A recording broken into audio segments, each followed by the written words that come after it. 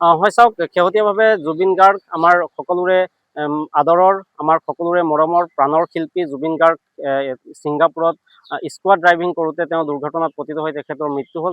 তেখেতৰ বিদেহী আত্মাৰ সদ্গতি কামনা কৰিছোঁ। আৰু তেখেতৰ মৃত্যুত আমি সমগ্ৰ আজি অসমবাসী ভাষাহীন হৈ পৰিছে, শব্দহীন হৈ পৰিছে। আমাৰ আচলতে ক'বলৈ ভাষা নাই।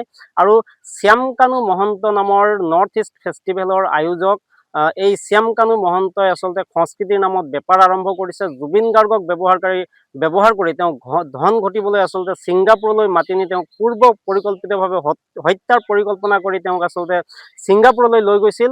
আৰু যাৰ বাবে তেওঁক আচলতে যদিও নিছিলে, কিন্তু তেওঁক কোনো ধৰণৰ সুৰক্ষা প্ৰদান নকৰিলে।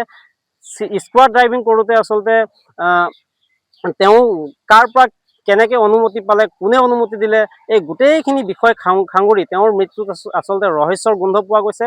যাৰ বাবে আজি মই জিঞ্জিয়া আৰক্ষী থানাত এই শ্যামকানু মহন্ত এণ্ড কোম্পানীৰ যি সংস্কৃতিৰ বেপাৰী আছে, এই কোম্পানীৰ বিৰুদ্ধে ইতিমধ্যে মই জিঞ্জিয়া আৰক্ষী থানাত এজাহাৰ দাখিল কৰিছোঁ। আৰু আশা কৰোঁ আৰক্ষীয়ে ক্ষিপ্ৰতাৰে সমগ্ৰ বিষয়টি সন্দৰ্ভত তদন্ত কৰি এই শ্যামকানু মহন্ত এণ্ড কোম্পানীৰ বিৰুদ্ধে যি সংস্কৃতিৰ নামত বেপাৰ চলাইছিল, জুবিন গাৰ্গক ব্যৱহাৰ কৰি ধন ঘটাৰ কৌশল অৱলম্বন কৰিছিল, এই শ্যামকানু মহন্ত এণ্ড কোম্পানীৰ বিৰুদ্ধে আশা কৰোঁ অনতিপলমে আৰক্ষীয়ে বিহিত ব্যৱস্থা গ্ৰহণ কৰিব আৰু তদন্ত ক্ষিপ্ৰতাৰে আৰম্ভ কৰিব।